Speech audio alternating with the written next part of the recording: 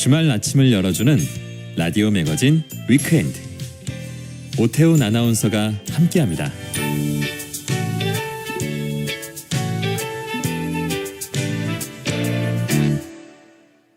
네, 일상의 실용 인문학 이야기를 나눠보는 시간입니다. 생활 속의 인문학, 인문학 저자 이호건 작가 나오셨습니다. 어서 오세요. 네, 안녕하세요. 어떤 주제예요, 오늘? 오늘은 지식인이라는 주제로 이야기할까 합니다. 예. 국어사전에서는 지식인을 일정한 수준의 지식과 교양을 갖춘 사람이라고 좀 원론적인 수준에서 정의하고 있습니다. 지식인을 다른 말로 인텔리라고 부르기도 하죠. 예. 이 표현은 높은 수준의 교육을 받고 정신노동, 그러니까 육체노동 말고 정신노동에 종사하는 사람을 뜻합니다. 네. 말하자면 지식인은 교육을 많이 받아서 지식 수준이 높은 사람을 통칭하는 말이라고 할 수 있는데요. 그럼 한번 생각해 보시죠. 교육을 많이 받아서 높은 지식 수준에 도달한 사람은 모두가 지식인이다 라고 볼 수 있을까요? 없어요. 그죠? 배웠는데 그 모양이냐? 이런 소리 듣는 사람들이 있어요. 분명히 맞습니다. 주변에. 네. 그러니까 사전적 의미로만 보면 지식 수준이 좀 중요한 기준인 것처럼 생각됩니다. 하지만 현실에서는 지식인을 단지 지식의 양으로만 판단하지 않습니다. 프랑스 철학자인 장폴 사르트르는 지식인을 위한 변명이란 강연에서 지식인을 이렇게 정의합니다. 들어보십시오. 지식인이란 자기 자신 속에서 그리고 사회 속에서 실천적인 진리에 대한 탐구와 지배 이데올로기 사이에 벌어지는 대립을 깨달은 사람이다. 그러니까 사르트르에 따르면 지식인은 단지 지식을 많이 아는 사람이 아닙니다. 네. 학문 영역에서는 진리에 대해서 탐구한 것과 지배 이데올로기가 작동하는 현실 세계 사이의 모순과 대립을 깨달은 사람이에요. 그러니까 쉽게 표현하면 이론과 현실 사이의 괴리를 몸소 깨달은 사람이 지식인이라고 정의하고 있습니다. 한편 사르트르는 학자와 지식인을 구분했는데요. 네. 학자와 지식인 어떤 점에서 차이가 있을까요? 학자는 배우고 가르치는 사람 같고 예. 지식인은 앞서 그 막 현실과의 모순과 대립을 느끼는 사람. 그렇죠. 대략 비슷한데요. 네. 사르트르의 주장 한번 들어보십시오. 완벽한 핵무기를 제조하기 위해서 핵 분열에 대해 연구하는 학자들을 우리는 지식인이라고 부르지 않을 것입니다. 그들은 단순하게 학자일 뿐입니다. 네. 그러나 바로 이 동일한 학자들이 그들의 연구 덕에 만들어진 핵무기에 가공할 만한 위력에 놀란 나머지 핵폭탄 사용을 억제하는 여론을 조성할 목적으로 회합을 갖고 선언문에 서명할 때 그들은 이제 지식인이 됩니다. 그러니까 사르트르에 따르면 특정 분야의 지식이라는 이론을 많이 아는 사람은 그냥 학자죠. 네. 지식인은 거기에 더해서 더 나아가 현실 문제까지 참여하고 행동하는 사람입니다. 네. 그러니까 지식을 아는 데서 그치지 않고 그것이 갖는 실천적 의미까지 숙고하면서 행동에 옮기는 사람이 바로 지식인이죠. 네네. 그럼 이 대목에서 또 하나 물어볼게요. 네.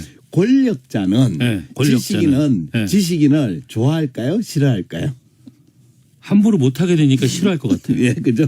그것도 틀린 얘기는 아닙니다. 네. 근데 이제 우선 권력은 지식인을 좋아할 수도 있고 싫어할 수도 있는데 그거와 관계없이 네.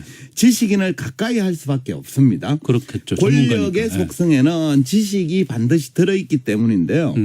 프랑스 철학자 미셀 푸코가 지식과 권력의 관계에 대해서 이렇게 주장합니다.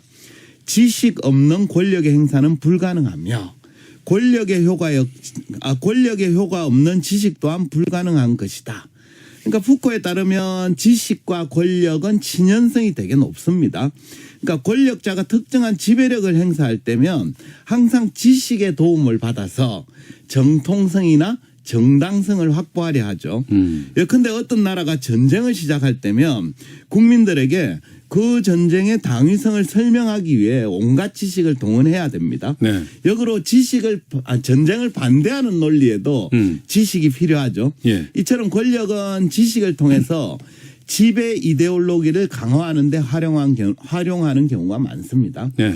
반면 지식도 권력의 도움이 필요하긴 해요.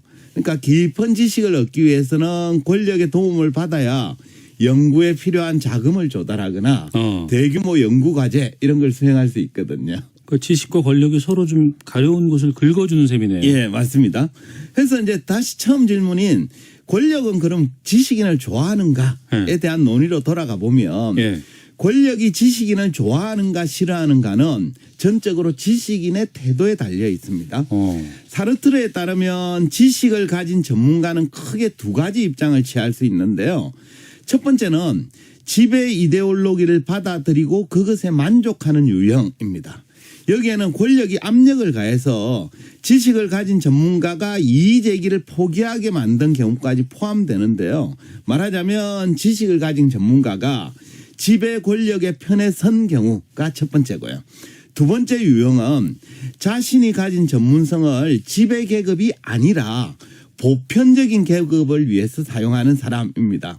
여기서 보편적인 계급이란 다수의 사람이 속해 있는 노동자 계급이라고 봐도 되는데요. 네. 말하자면 두 번째 유형은 지배 계급이 아니라 노동자 계급의 입장에서 자기의 전문성을 실천하는 사람을 말하죠. 예, 예. 이 두 가지 유형 중에 진정한 지식인은 어느 쪽일까요? 다수. 네, 맞습니다. 예.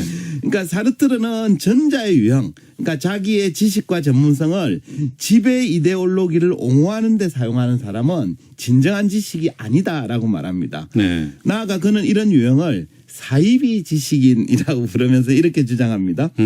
지식인의 가장 직접적인 적은 내가 사이비 지식인이라고 부르고자 하는 자, 즉 지배 계급의 사주를 받아 자칭 엄격한 논쟁을 통해 특수주의 이데올로기를 옹호하려 드는 자이다. 그러니까 사르트르는 자기가 가진 전문성을 보편적인 수준에서 활용하지 않고 권력의 특수한 입장을 대변하는 경우는 사이비 지식인이고 이건 진정한 지식인이 아니다라고 보았습니다. 네. 그러니까 자기의 전문성을 보편적인 계급을 위해 활용하는 두 번째 유형이 진정한 지식인에 해당하는데 이것에 대한 사르트르의 주장 한번 들어보겠습니다. 지식인이 자신이 사는 사회를 이해하는 방법은 유일합니다. 그것은 바로 가장 혜택받지 못한 사람의 관점에서 사회를 바라보는 것입니다. 그러니까 사르트르는 자기 전문성을 권력의 입장이 아니라 가장 혜택받지 못한 사람의 관점에서 바라볼 때 네. 진정한 지식인이 될 수 있다라고 주장하고 있는 거죠. 혜택받지 못하는 사람들의 관점에 서야 하는 이유는 뭐라고 해요? 예. 그건 이제 지식인의 태생적 한계이자 구조적 모순 때문에 기인하는데요. 예. 사르트르에 따르면 지식인은 어떤 계급에서 나오냐. 부르주아지와 프롤레타리아 중간 계급인 뻗디 부르주아지의 계급에서 탄생을 해요. 그러니까 제일 낮은 플로레타리아 즉 노동자 계급에서는 자기들을 지성적으로 대변해 줄 지식인을 배출하지 못합니다. 못해요? 예, 왜냐하면 지식인을 배출하기 위해서는 좀 교육적 투자가 많이 필요한데 이 계급에서는 그런 투자를 할 여력은 없는 경우가 많거든요. 이처럼 지식인은 구조적 모순에서 태어나는데 학문적으로는 보편성을 지향해야 되잖아요. 예. 그래서 혜택받지 못한 계급의 입장을 서야 하지만 그러다 보면 자기가 속한 계급적 위치를 부정해야 되는 경우가 생기거든요. 그래서 사르트르는 이렇게 주장합니다. 지식인은 지식을 가진 전문가의 작업을 통해 또 자기의 봉급과 삶의 수준을 통해 자기 자신이 선택된 뻗디 부르주아임을 끊임없이 되새기면서 자기의 계급에 맞서 싸워야 합니다. 그러니까 지식인은 자기가 선택된 계급에 속했다는 사실을 되새기면서도 계급적 이해관계를 뛰어넘고 보편성으로 나아가야 된다라는 주장이죠. 네. 말하자면 진정한 지식인은 계급적 이해관계를 뛰어넘어서 인류 전체의 보편적 관점에서 자신의 지식을 활용하고 실천해야 한다라는 게 사르트르의 주장입니다. 그러니까 자기가 속한 계급적 이해관계를 넘어서야 한다는 거예요. 네, 그렇죠. 맞습니다. 해서 사르트르는 지식인의 임무를 이렇게 정리하고 있습니다. 지식인의 임무는 모든 사람을 위하여 지식인 자신의 모순 속에서 사는 일이며 모든 사람을 위하여 지식인 자신의 모순을 넘어서는 일입니다. 지식인은 이처럼 그 자신이 지닌 모순 자체를 통해 민주주의의 수호자가 되는 것입니다. 그러니까 지식인은 보편성을 지향하는 지식의 속성과 자기가 속한 계급적 이해관계 모순을 넘어서서 모든 사람을 위해서 특히 혜택받지 못한 계급의 관점에서 서기 때문에 민주주의의 수호자가 된다라는 거죠. 그러니까 굉장히 중요한 역할을 하고 있는 셈입니다.